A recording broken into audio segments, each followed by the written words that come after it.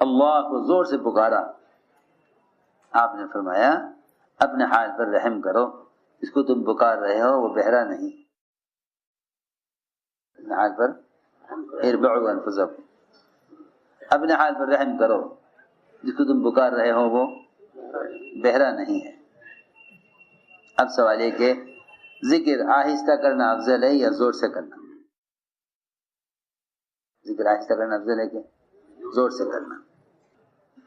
اگر ذکر بالجہر میں اس بات کا خیال پیدا ہو کہ میں ذاکر کہلاؤں تو بہتر ہے کہ ذکر آہستہ کرے، اور اگر ذکر بالجہر سے یہ چاہتا ہے کہ دوسرے بھی اس ذکر سے اللہ کو یاد کرنے والے بن جائیں، اللہ کو یاد کرنے والے اس طرح ذکر کرے کہ برابر والے کے لیے اس کا ذکر دعوت بن جائے،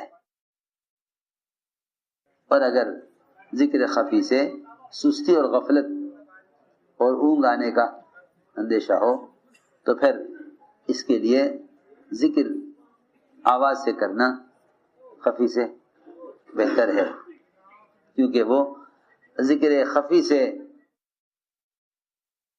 اس کو نیند آنے کا اندیشہ ہے۔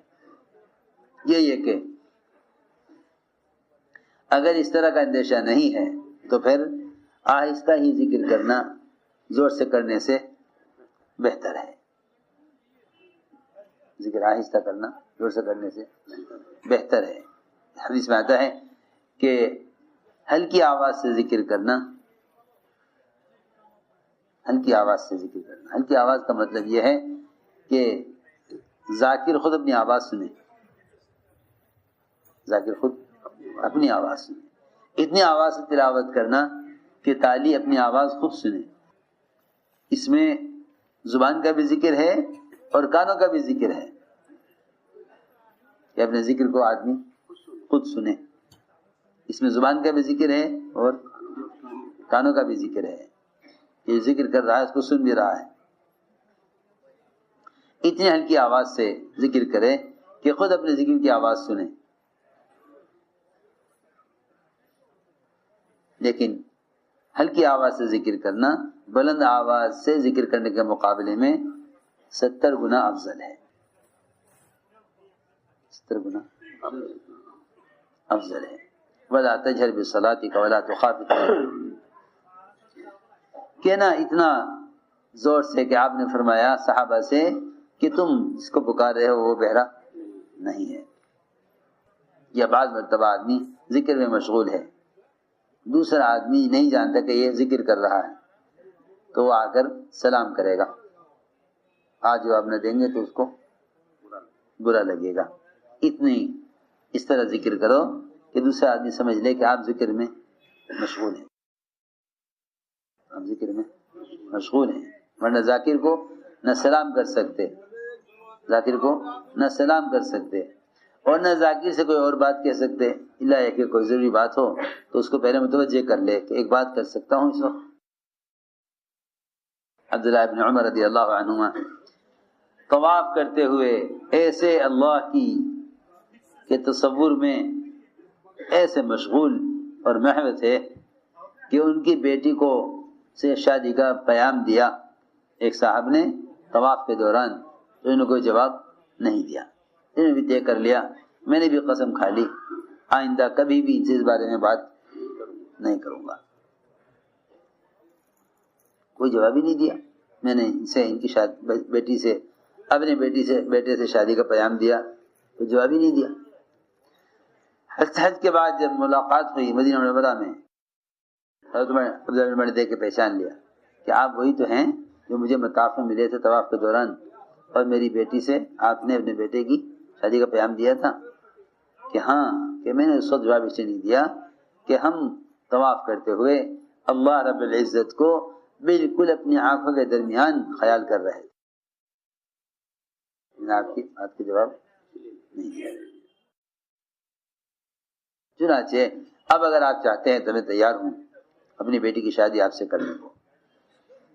اس وقت میں جواب اس نے نہیں دیا کہ میں طواف میں ذکر میں مشغول تھا۔ تو ذکر میں آواز کا بلند کرنا یا ذکر میں آواز کو پست رکھنا. فرماتی ہیں عائشہ رضی اللہ تعالی عنہ کہ جناب رسول اللہ صلی اللہ علیہ وسلم وہ نماز جو مسواک کے ساتھ مسواک کے ساتھ وضو کر کے پڑھی جائے اس نے وہ نماز بغیر مسواک کی نماز سے 70 گنا زیادہ افضل ہے. اور فرمایا حضور اکرم صلی اللہ علیہ وسلم نے کہ ہلکی آواز سے ذکر کرنا، ایسی ہلکی آواز کہ جو دوسروں کو سنائی نہ دے، خود سن لے. اس طرح ہلکی آواز سے ذکر کرنا بلند آواز سے ذکر کرنے کے مقابلے میں 70 گنا افضل ہے.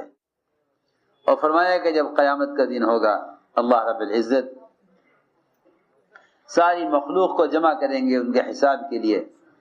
وہ فرشتے جو انسانوں کے اعمال کو لکھتے ہیں وہ رجسٹر لے کر آئیں گے اعمال کے. اللہ تعالیٰ فرمائیں گے ان سے کہ تم فرشتوں سے کہ دیکھ لو تمہارے اعمال نامے میں لکھنے میں کوئی نیکی رہ تو نہیں گئی لکھنے سے. فرشتے کہیں گے اے ہمارے رب ہم نے کوئی چھوٹے سے چھوٹا عمل بھی چھوڑا نہیں ہے جس کو ہم جانتے ہوں اور ہم نے اس کو لکھا نہ ہو. ہم نے سب محفوظ کر لیا ہے اور سب لکھا ہوا ہے. اللہ تعالیٰ فرمائیں گے فرشتوں سے، اللہ فرمائیں گے ذاکر سے کہ میرے پاس تیرا ایک ایسا عمل ہے جو میرے پاس چھپا ہوا ہے، میرے پاس چھپا ہوا ہے جس کو تو جانتا نہیں ہے، یعنی یہاں اعمال نامے میں لکھا ہوا نہیں ہے، اور میں اس کا بدلہ تجھے خود دوں گا. ملائکہ کو اس کی خبر نہیں ہے. اور وہ ذکر خفی ہے، یعنی چپکے چپکے ذکر کرنا. جابر فرماتے ہیں رضی اللہ تعالیٰ عنہ کہ ہم نے دیکھا بقیع میں رات کو روشنی، تو ہم آئے کہ کیا بات ہے اس وقت آگ کیوں جل رہی ہے؟ تو دیکھا کہ اس روشنی میں حضور اکرم صلی اللہ علیہ وسلم ایک قبر میں اترے ہوئے ہیں اور ایک آدمی اس کے بارے میں کہہ رہے ہیں کہ اس کا جنازہ مجھے پکڑاؤ. چنانچہ قبر کے پیروں کی طرف سے جنازے کو قبر میں داخل کیا جا رہا تھا. حضور اکرم صلی اللہ علیہ وسلم خود اپنی ذات سے قبر میں اترے ہوئے تھے ایک میت کو اتارنے کے لیے. اچانک ہم نے دیکھا کہ وہ صحابی تھے جو اب ذکر میں آواز بلند کرتے تھے، اللہ کا ذکر بلند آواز سے کرتے تھے. عبداللہ فرماتے ہیں ایک آدمی مزینہ کے جن کو ذوالبجادین کہا جاتا تھا، اور یہ یتیم تھے، اپنے چچا کی پرورش میں تھے، اور چچا ان کے پر ان کا بڑا خیال رکھتے تھے. چچا کو پتہ چلا کہ اس نے اسلام قبول کر لیا، چنانچہ اس نے جو کچھ دیا تھا ان سے سب چھین لیا، یہاں تک ان کو ننگا کر کے ان کو نکال دیا. یہ اپنی والدہ کے پاس آئے. ان کی والدہ نے ایک چادر کو 2 حصوں میں پھاڑ کر ان کو دیا کہ آدھی کو یہ لنگی بنا لیں اور آدھی چادر کو اوڑھنے کے لیے استعمال کر لیں. پھر یہ صبح کا خدمت میں حاضر ہے. آپ نے فرمایا کہ تم تو عبداللہ ذوالبجادین ہو، 2 چادروں والے. فرمایا کہ تم ہمارے دروازے پر رہا کرو. چنانچہ انہوں نے حضور اکرم صلی اللہ علیہ وسلم کے دروازے کو ہی لازم پکڑ لیا. یہ تھے وہ جو ذکر میں آواز بلند کرتے تھے. حضرت عمر نے فرمایا ان کے ذکر کی آواز کو سن کر کہ کیا یہ ریاکار تو نہیں ہے، یہ ریاکار تو نہیں کہ لوگوں کو اپنا ذکر بتانے کے لیے زور سے ذکر کر رہا ہو. آپ فرمایا کہ نہیں، یہ ریاکار نہیں ہے، یہ تو اللہ کے ذکر میں کیفیت سے اور آہ و بکا کرنے والا آدمی ہے. یہ تو اللہ کے سامنے آہ و بکا کرنے والا آدمی ہے. ایک روایت میں ہے